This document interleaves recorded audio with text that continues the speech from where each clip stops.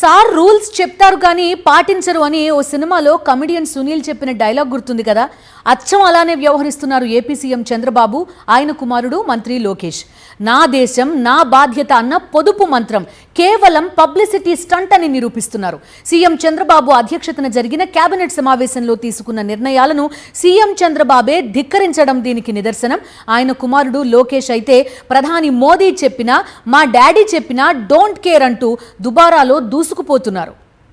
విదేశీ ప్రయాణాలను తగ్గించేస్తాం, అధికారులు ఉద్యోగులు ఏసీలను 24 డిగ్రీలకు తగ్గించొద్దు, ఎవ్వరూ అనవసరంగా డీజిల్ పెట్రోల్ వినియోగించొద్దు, వాహనాలను తగ్గించుకోవాలి అంటూ విపరీతంగా పొదుపు సూక్తులు చెప్పారు సీఎం చంద్రబాబు. ఈ పొదుపు కోసం మంత్రివర్గ సమావేశంలో ప్రత్యేక మార్గదర్శకాలను కూడా రూపొందించాలని నిర్ణయించారు. అయితే ఇక్కడ హాస్యాస్పద విషయం ఏంటంటే కేబినెట్ సమావేశంలో తీసుకున్న నిర్ణయాలను ఆ కేబినెట్ చీఫ్ అయిన సీఎం చంద్రబాబు నాయుడే అమలు చేయలేదు.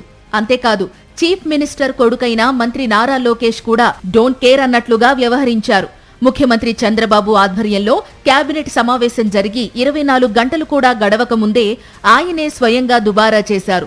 ముఖ్యమంత్రి చంద్రబాబు ప్రత్యేక విమానంలో విజయవాడ నుండి సత్యసాయి జిల్లాకు వెళ్లడమే కాదు, అక్కడ ఏర్పాటు చేసిన ఎయిర్ క్రాఫ్ట్ డిఫెన్స్ ప్రాజెక్టు శంకుస్థాపన సభకు భారీగా జనాన్ని వేలాది వాహనాల్లో తరలించడం విమర్శలకు దారితీస్తోంది. సీఎం చంద్రబాబు పెట్టిన రూల్స్ ను ఆయనే పాటించరా అని ప్రతిపక్ష నేతలు ప్రశ్నిస్తున్నారు.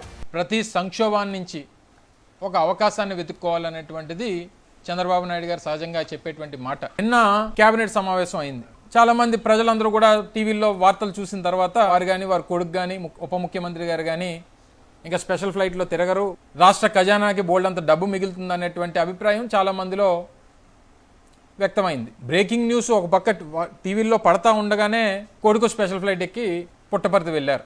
ఏం స్పెషల్గా మీరు తగ్గించమని చెప్పి చంద్రబాబు నాయుడు చెప్పలేదు.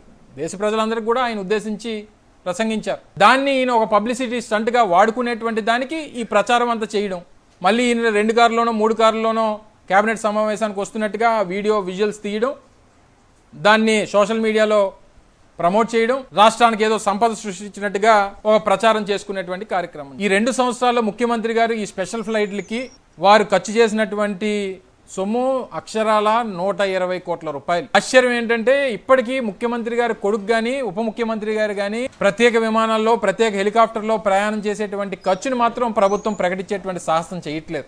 సీఎం డాడీనే కాదు, పీఎం మోడీ చెప్పినా సరే డోంట్ కేర్ అన్నట్టుగా వ్యవహరిస్తున్నారు మంత్రి నారా లోకేష్. కేబినెట్లో పొదుపు పాలసీని ప్రకటించిన గంటకే నారా లోకేష్ దుబారా మొదలు పెట్టారు. కేబినెట్ సమావేశం ముగిసిన తరువాత గంటలోనే సత్యసాయి జిల్లాకు ప్రత్యేక విమానంలో వెళ్లారు. ప్రత్యేక విమానంలో ఈ దేశంలో ఏ రాష్ట్ర మంత్రి కూడా విహరించడం లేదు. ఒక్క మంత్రి నారా లోకేష్ మాత్రమే ప్రత్యేక విమానాన్ని వినియోగిస్తున్నారు. సత్యసాయి జిల్లా వెళ్లిన మంత్రి లోకేష్ పుట్టపర్తిలో భారీ కాన్వాయ్ని వినియోగించారు. కాన్వాయ్లో 9 వాహనాలు, వాటి వెనుక మరో 7 వాహనాలలో లీడర్లు వెళ్లారు. ప్రధానమంత్రి మోదీ 2 వాహనాల కాన్వాయ్లో పర్యటిస్తే మంత్రి లోకేష్ మాత్రం 9 వాహనాలను వినియోగించడం విశేషం. ఇప్పటికే గత 24 నెలలుగా మంత్రి లోకేష్ స్పెషల్ ఫ్లైట్లు, హెలికాప్టర్లలోనే విహరిస్తున్నారు. 2 రోజుల కిందట పాడేరులో టీడీపీ నేత పెళ్లికి కూడా ప్రత్యేక హెలికాప్టర్లోనే లోకేష్ వెళ్లారు. మరి పొదుపు మంత్రాలు, పొదుపు సూత్రాలు సీఎం చంద్రబాబుకి ఆయన కొడుక్కి వర్తించవా అనే విమర్శలు సర్వత్రా వెల్లువెత్తుతున్నాయి.